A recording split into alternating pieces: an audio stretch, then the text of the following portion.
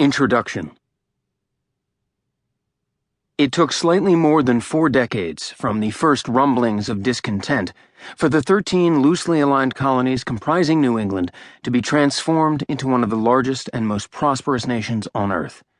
It started with a simple idea, that all men deserve to be treated equally, and became the great experiment that would change the world. The American Revolution was born in the town meetings of Massachusetts, when ordinary people stood up and spoke passionately to their neighbors about their common interests. It did not begin as a quest for freedom, but rather as citizens' simple desire to have their rights respected.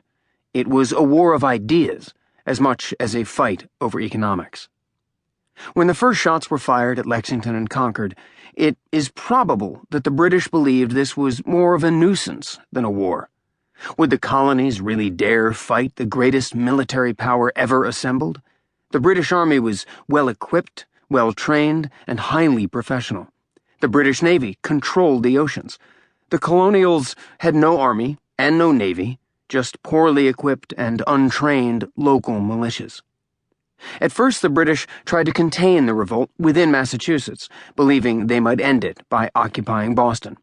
That strategy failed at Bunker Hill, when the Redcoats were stunned by the ferocity of the colonists' defense.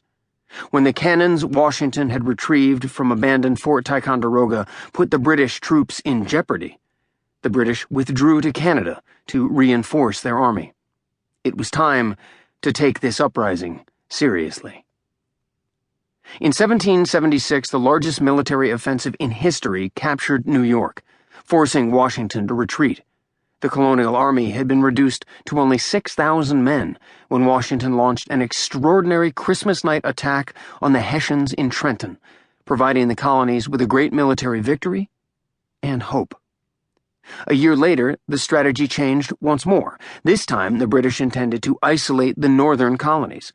To accomplish this, they split their army in half and were stunned when 5,000 troops were captured at the Battle of Saratoga.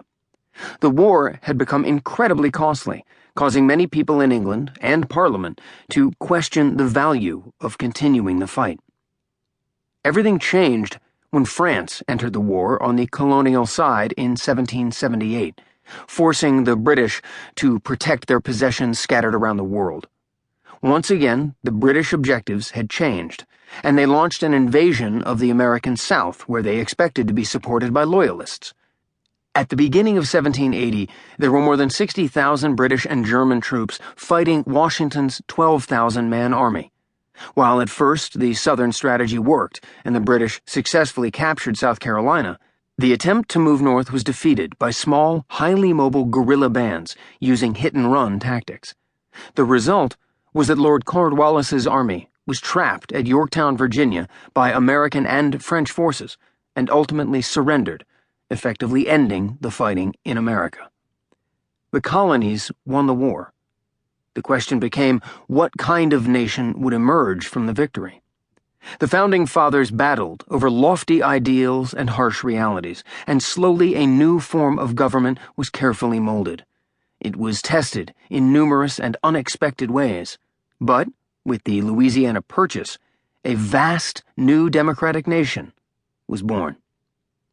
What follows is not a complete retelling of the war and its aftermath, but rather an investigation into the truth behind many of the legendary stories from the time, the stories of heroes and the traitors, the leaders and the ordinary soldiers, who together forged one of the most exciting narratives in all of history.